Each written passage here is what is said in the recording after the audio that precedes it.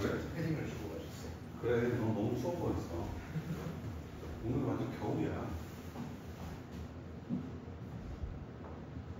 밖에 나오자마자 아, 오늘 패션 실패했구나 싶었지 내가. 너무 춥고.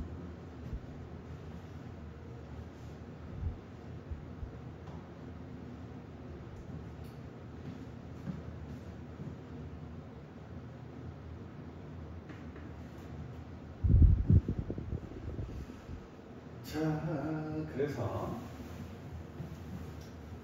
임의 소식을 알려고 헤매고 다녔는데 첫 번째로 헤매고 다닌 데가 여기다.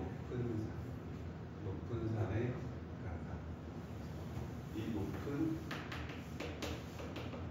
산에는 왜 갔냐면 일단 잡건이 밀건이는 등산하는 모습이고 잡건이 밀건이 높은 배에 올라가니 이 뭘 보려고 하냐면 얘를 보려고 합니다.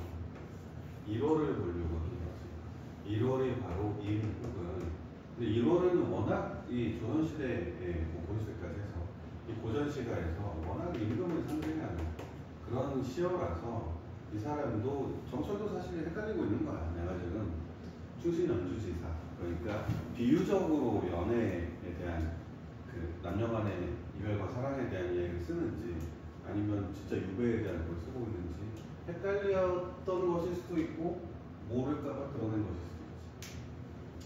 아무튼 1월을 보기 위해서 그러니까 높은 산은 임과 가까운 곳이었다. 높은 산에 올라가니 그러니까 가까워지려는 노력이었던 거지. 구름은 카니와 안개는 뭐 사이고 구름은커녕 물론이거니와 안개는 또 무슨 일인가 하고 구름과 안개가 있기 때문에 이거 장애물이잖아요. 산천이 어두워집니다. 그래서 1월을 볼 수 없었다. 어떻게 보면은 보는 것에 임을 보기 실패했다. 임과 가까이 가려는 노력이 실패했다. 이 구름과 안개는 간신을 의미하기도 하는데 구름과 안개가 방해물 말고 간신을 의미하게 되면 산천이 어둡거리는 뭘 뜻하게 되냐면 정세의 불안함.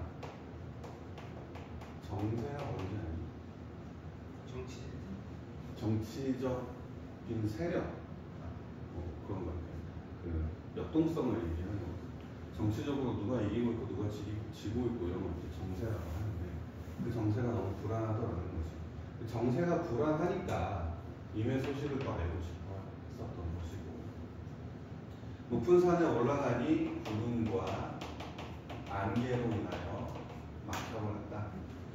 그래서 지척을 모르거든 천리를 바라보랴. 내 지척은 자신의 처지가 어떻게 될지도 모르겠는데 그런데 천리를 바라보면은 한양의 상황을 알 수가 없다라는 그런 뜻이죠. 내가 당장 내일 모레 죽을 수도 있는데 유배지에 가서 사람들 많이 죽었으니까 실제로 독살 당하고 암살 당하고 이래서 한양의 정세까지 내가 어떻게 알겠느냐. 차라리 물가에가 100길이나 보라. 두 번째로 한 게 물가다. 두 번째가 물가. 호흡으로 100길이나 보려 하니 100길을 보려고 하는 건 소식을 전해줄 사람이 오는 길이 100길이지. 물가에 간 이유는 임의 소식을 전해줄 그러니까 전령이나 사령 같은 사람을 찾고자 하는 거야. 찾고자 했다. 그랬는데 바람이야 물결이야 어중정된 되어있고 바람과 물결로 수선하게 되었구나. 이 바람과 물결도 마찬가지 간신을 의미하면 수선하게 되었구나는 똑같이 어중정된 되어있고는 똑같이 그렇지 불안한 정세를 표현하는 것일 수 있다. 뭐 여기서 구름과 안개는 답답함이고 바람과 물결은 심란합니다. 뭐 이런 거 이렇게 얘기해도 당연히 가능성이 있겠지. 뭐 말이 되는 거지. 일이 있는 설명이지. 물과는 바람과 물결 때문에 실패했다. 그래서 소식을 전달받는 것도 실패했다. 사공은 어디 가고 빈배만 걸려는고, 사공은 어디 가고 빈배만 걸려는고, 빈배 아주 중요한 소재다. 아까 그 소재가 중요하다라는 거, 이 송민구에서 나온 소재가 중요한데, 이 소재 가장 처음으로 등장하는 중요한 소재는 화자의 외로움 혹은 화자의 처지를 강조하고 있는, 표현하고 있는 객관적 상관문이다. 화자의 외로움 혹은 화자의 처지를 표현하는 객관적 상관문. 그럼 사공은 뭐야? 이미. 그럼 사공과 빈배의 관계는 때려야 뗄 수 없는 관계, 운명적 관계. 운명적 관계다. 그런데 운명적 관계의 운명의 상대방이 사라져버립니다. 그래서 빈배는 화자 자신을 뜻한다. 강천에 혼자 서서 지난 해를 굽어보니, 지는 해를 굽어보니 빈다. 이 소식이 더욱 아득한져이고 이쪽의 소식은 아주 아득하구나. 까지가 이제 두 번째 대답인 거지. 그러니까 누굴 보러 가느냐의 대답이야. 그러면 근데 사실 여기서부터 그냥 딱 맞아 떨어지진 않지만, 왜냐면 집에 간 뒤에 얘기도 하고 있거든. 그리고 나서 뭐 다시 나왔나 봐. 그래서 감자를 만난 거지. 라고 하면 말이 되지만 그건 약간 억지가 있으니까 집으로 갔다 라고 하면, 두 번째 질문 이후에 세 번째는, 세 번째 권리어의 행동은 권리어가 집으로 돌아간다. 아무것도 하지 못하고 집으로 돌아간다. 모청 찬자리에 반쪽만 돌아오니, 초가집에 처마에 찬자리에 깊은 밤이 돌아오니, 이 찬자리 요거 얘기했었던 거 기억나지? 찬자리가 의미하는 거 맛있다. 뭐라고 할게?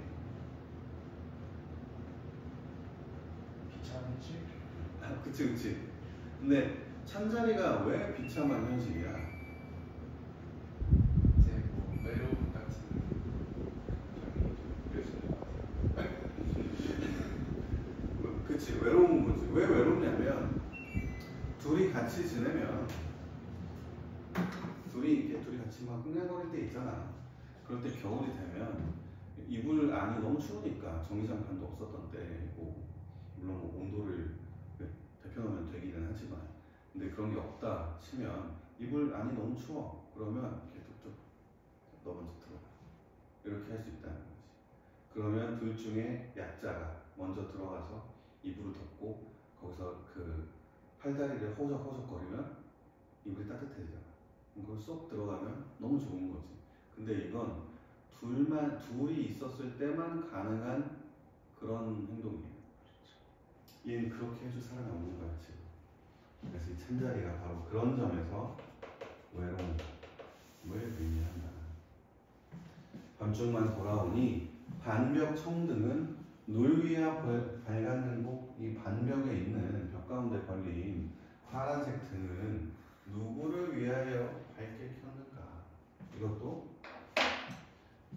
이 청등, 신혼부부가 결혼식을 한 다음에 들고 오는 청등이라고 했잖아. 그걸 이제 걸어두는 거지. 근데 그래서 청등을 보면, 벽 한가운데 걸려있는 청등을 보면 이거는 부부, 커플을 의미하는 거야. 근데 나는 혼자 있지. 그래서 이것도 외로운 심정 혹은 외로운 상황을 부각하는 객관적 상관문이다. 누굴 위해 밝혔는가? 오르며 내리며 해 뜨며 바자니니, 요거 가끔 나온다. 문제로 가끔 나온다. 오르며 내리며 해 뜨며 바자니니가 바로 하루 동안 해맨 그 일을 요약하고 있는 거예요. 적은전 역진하여 풋잠을 잠깐 드니. 그러니까 집으로 돌아가서 뭘 했냐면 외로움을 느꼈어. 일단 외로움을 느꼈지. 외로움을 그 반벽 청동과 천자리를 통해서 느낀 다음에 그 다음에 근데 갑자기 피곤해지는 거야. 하루 동안 너무 쏟아졌거든. 등산도 하고 물가도 갔어. 피곤해. 그래서 잠에 빠졌다. 피곤해서 잠이 들었다. 그러면 꿈꿔야지. 그래서 네 번째 공간이 꿈이란다. 적은전 역진하여 풋잠을 잠깐 드니 정성이 지극하여 꿈의 님을 보니. 정성이 지극했다라고 하는 건 하루 동안 헤매고 다녔던 것을 얘기하는 거죠. 그래서 정성이 지극하야, 이 정성은 요거 얘기하는 거야. 그리고 정성이 지극하야 꿈의 님을 보니. 꿈이 임을 볼 수 있는 뭐 매개체, 방법, 수단이기는 하지만 이거는 현실 문제의 비현실적인 해결 방법이자 공간이다. 그러면 이 꿈의 의미 자체가 결국에는 이 욕망이 달성되지 못하고 깰 수밖에 없다라는 걸 의미하고 있는 거야. 그 자체로 의미하고 있다. 옷 같은 얼굴이 반만이나 늙어서야 옷 같은 얼굴이 반만이나 늙었다. 이렇게 변화를 보여주는 거지. 화자가 있을 때 없었을 때. 물론 이것은 자신의 상상이자 사실 정서로서는 기대야. 나 없으니까 힘들었구만 하는 그런 기대. 반만이나 늙었구나. 마음에 먹은 말씀 슬가장 살자니 마음에 먹은 말을 이 사랑과 그리움이 담긴 말씀 회포겠지. 회포를 실컷 말하고자 하니. 안녕.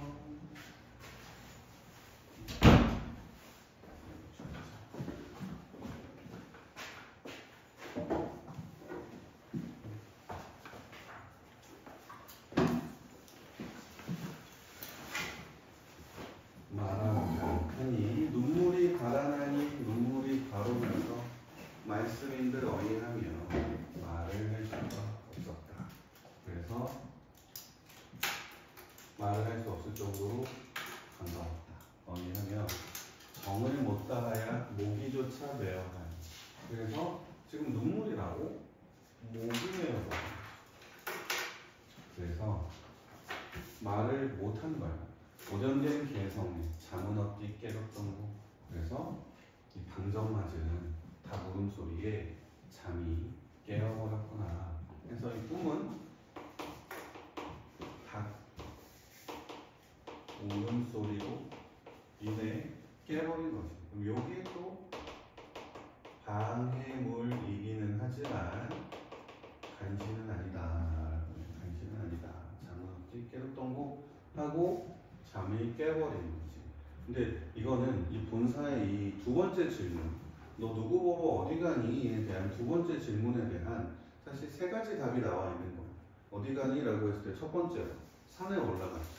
자기가 그 의미가 조금씩 다르거든. 두 번째 질문에 대한 첫 번째 대답이었던 산은 가까이 가려고 한 것. 내가 임에게 가까이 가려고 한 것. 근데 그게 실패한 거지. 그래서 간 게 물가야. 근데 물가는 내가 임에게 가까이 가려고 한 게 아니고 임에 소식을 전해줄 타인을 찾으러 간 거야. 근데 이것도 실패한 거지. 점점 더 나의 노력이, 나의 욕망이나 욕심이나 희망 같은 것들의 수준이 점점 낮아지고 있는 거야. 이거. 내가 직접 임을 보고 싶었어. 실패했어. 그러니까 직접은 힘들구나. 그러면 임의 소식을 나한테 알려줄 사람을 찾아야겠다 하고 갔는데, 물가에 갔는데 그것도 실패했어. 그래서 가게 된 게 꿈인 거야. 현실이 아니면, 현실이 안 되면 현실이 아닌 곳에서라도 나는 임을 만나고 싶다는 생각이 든 거야. 이제 현실에서는 바라지도 않아. 이 두 개를 바라지도 못해요. 그럼 상상 속에서라도 만나고 싶다라고 하는 거죠. 근데 이것도 임에게 충분히 내 사랑과 외로움과 그리움 같은 것들을 반가움을 표현하지 못하고 꿈에서 깨버린 거지. 그러니까 이것들이 모두 실패. 이 실패는 현실에서 할 수 있는 모든 노력이 실패예요. 직접 볼 수도 없고 이미 나를 찾아오지도 않고 직접 볼 수도 없고 소식도 전에 들을 수 없고 꿈에서라도 만날 수 없다. 그러면 어떻게 해야 돼? 이분이 더 이상 만날 수 있는 방법이 하나도 없는 것 같아. 그럼 어떻게 해야 돼? 죽어요. 이게 모든 게 실패해서 너무 슬프고 괴롭다. 나에게는 모든 희망이 없다 해서 죽는 게 아니야. 그래서 죽는 게 아니고 리셋 버튼을 누르려고 하는 거야 지금. 이 생애에서는 안 되니까 다음 생애에서라도 하고 이렇게 꾹 누르려고 하는 그런 마음이 그 다음에 나온다. 그래서 어와 허사로다가 그 의미는 다 실패했다. 임과 만나려는 임과 다시 만나려는 노력은 모두 실패했다. 허사였다. 이님이 어디 간고 결에 내려앉아 창을 열고 바라보니 창을 열고 바라보는 게 혹시나 왔나 싶어서 본 거야. 창을 열고 바라보니 어여쁜 그림자 날 쫓아올 뿐이로다. 어여쁜 불쌍한 그림자가 나를 쫓아오라 뿐이로구나. 그래서 여기서 어여쁜 그림자가 날 쫓아올 뿐이로다. 이 부분에서 뭘 느꼈냐면 모든 노력이 실패하고 이 사람이 느낀 건 나는 혼자 남겨졌다 라는 걸 느끼는 거지. 다 끝났다 하고 그림자가 날 쫓을 뿐이로구나. 근데 나는 혼자야, 혼자 남았어 라고 이야기하지 않고 그림자를 통해서 얘기해주고 있는 거지. 이 그림자가 혼자임을 알려주는 그런 소재이고 간접적 표현인 거야. 그러니까 을려가 차라리 쓰여디어 이렇게 얘기하는 거야. 차라리 죽어서 나거리나 되어라. 지는 달이나 되어지. 임계신 창안에 번듯이 환히 비치리라. 임계신 창안에 환히 비치리라 라고 이제 얘기하는 거야. 그래서 나의 사랑을 전달해 주겠다. 근데 나걸과 여기 같이는 다리아칸이나 구줌이라 대조서까지 두 개를 같이 보면 두 개의 공통점과 차이점이 있지. 그래서 감녀가 죽어서 나골이 돼서 임에게 비추겠습니다 라고 하는 게 정철의 이 분열된 두 자아 중에 한 자아의 좀 더 주된 자아의 생각이었던 거지. 난 죽어서 나골이 되겠다 라는 건 죽어서도 당신 뒤에서 혹은 위에서 내 사랑을 전해줄 거예요 라는 거겠지. 그러니까 또 다른 자아가 나골로는 안 돼. 내가 기울인 노력이 얼만데, 내가 지금까지 이 사람을 기다린 게 얼마고 걱정을 얼마나 많이 해줬고, 게다가 둘은 무슨 사이였어? 운명적 사이였지. 이미 나를 보고 너로구나 여겼던 거잖아. 그러니까 그 정도 사이면 뒤에서 위에서 안 돼. 나는 그치 만질 거야가 되는 거지. 그래서 각신님 다리아칸이와 구잠비나 대소서의 구준비는 적극적인 분신을 뜻한다. 여기서 여기 옆으로 정리가 되어 있지만 나걸과 구준비의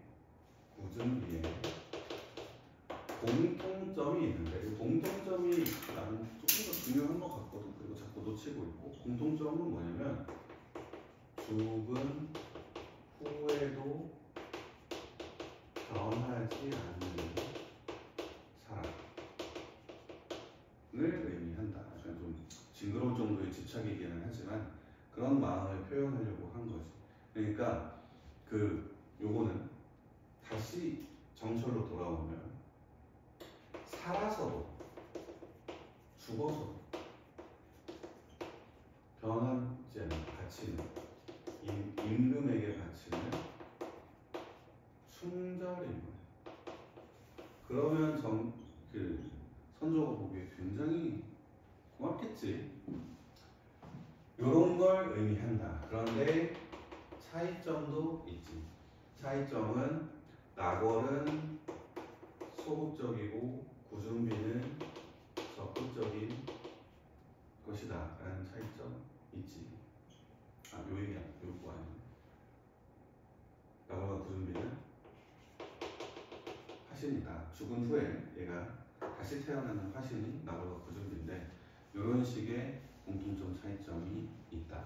문제로 이게 뭐 본문에 표현이 되어 있으면 이것저것 꼼꼼하게 다 문제수가 많으니까 그렇게 해두면 좋은데 그렇지 않으니까 큰 것들만 짚어보면 일단은 장르적 특징 다시 한번 얘기하면 장르적 특징 그리고 이거 보면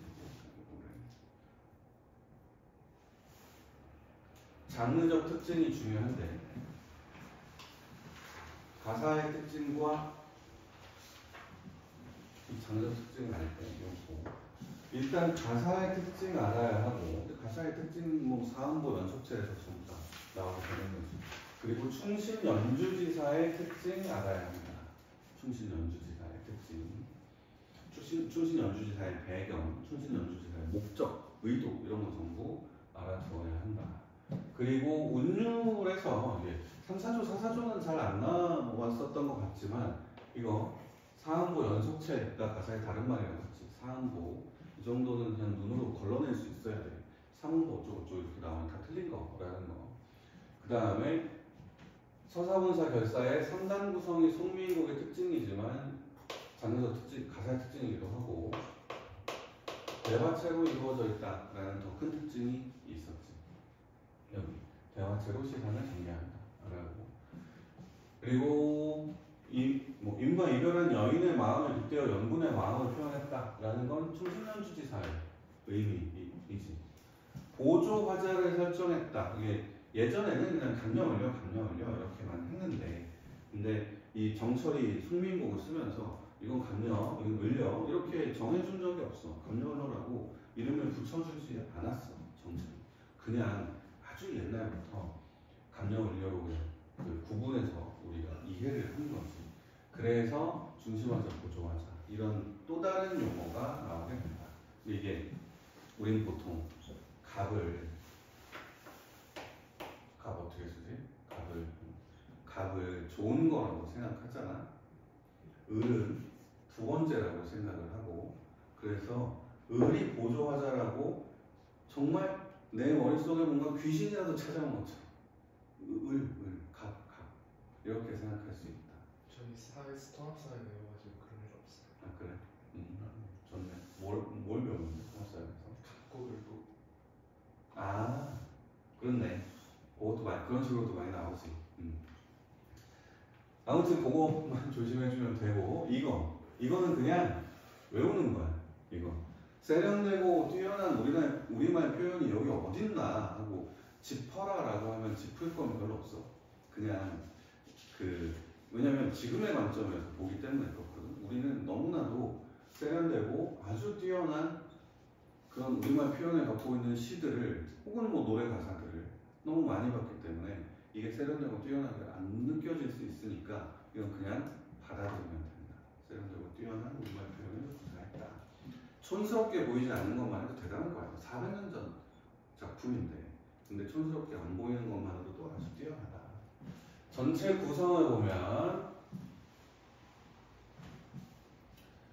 서사에서 임과 이별하고 본사에서 임에 대한 사랑과 그리움, 결사에서 죽어서라도 따르겠다는 마음 이렇게 나눠져 있는데 나는 여기서 감녀는 질문하고 위로하고 조언하는 존재다라는 거.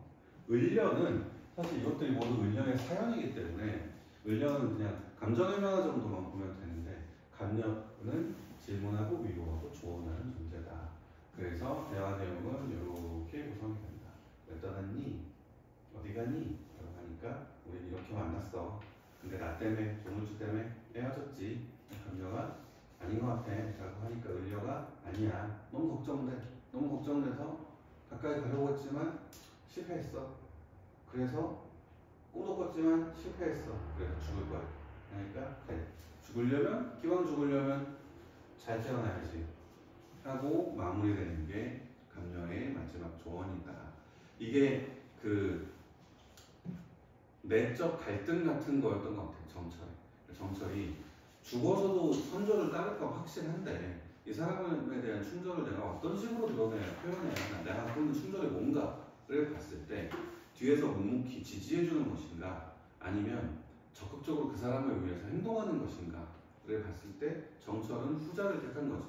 그래서 숙미인곡에서는 구준비로 그걸 표현했고 숙미인곡보다 먼저 쓰여진 삼위인곡에서는 호랑나비가 되겠다라고 하지. 호랑나비가 돼서 꽃향기를 묻혀서 임의 옷에 그걸 이렇게 발라주겠다라고 얘기하고 좋은 건 다 해주겠다라는 그런 뜻인 거지. 적극성을 갖고 있는 그런 사람이었다. 이 화자는. 대립적 의미에 씌어 있는데 뭐 풍매와 물가는 꿈까지 화자의 소망이 담긴 공간이라면 구름, 안개, 바람, 물결 개성은 화자의 이 소망을 방해하는 인물 그 존재다. 근데 여기는 간신이고 얘는 아니다. 이렇게 구분해주면 된다.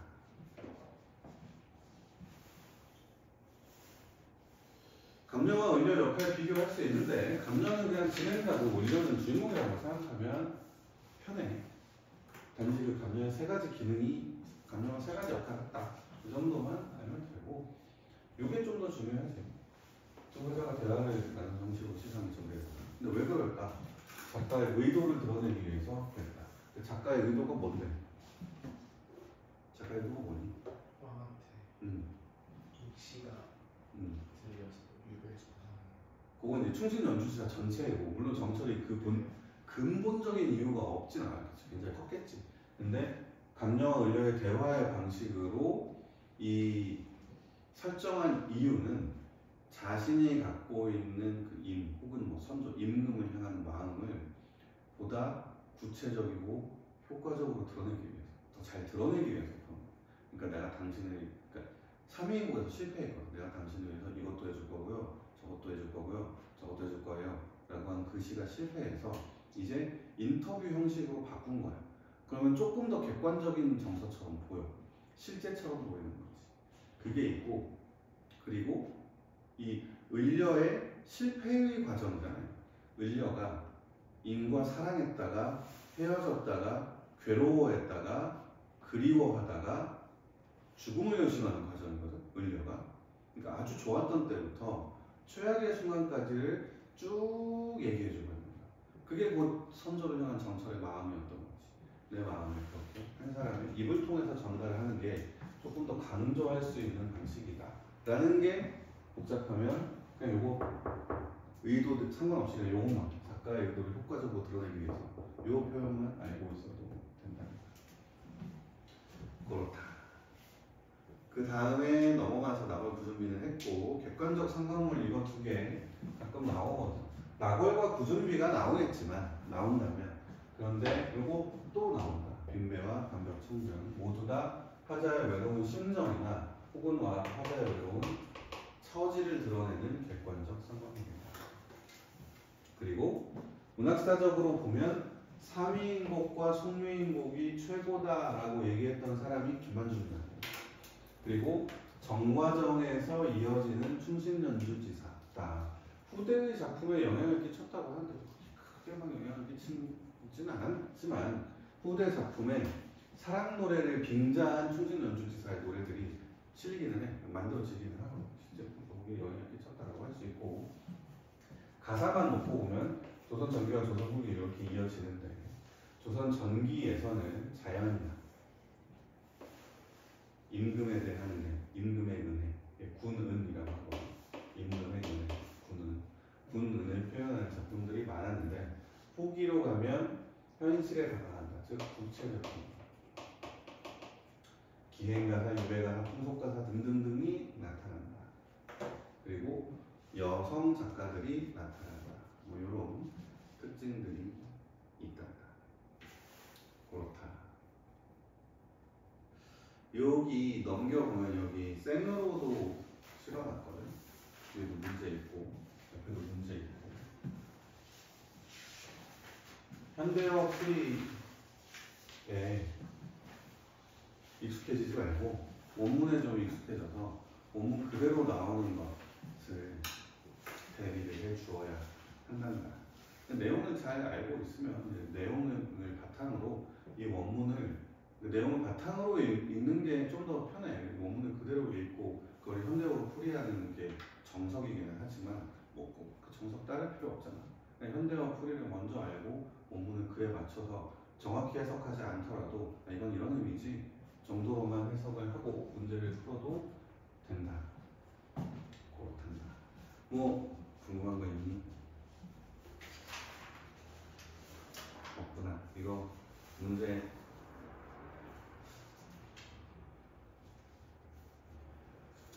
풀어오라고 할까? 풀게 할까? 지금 다 풀 수 있을 것 같아요.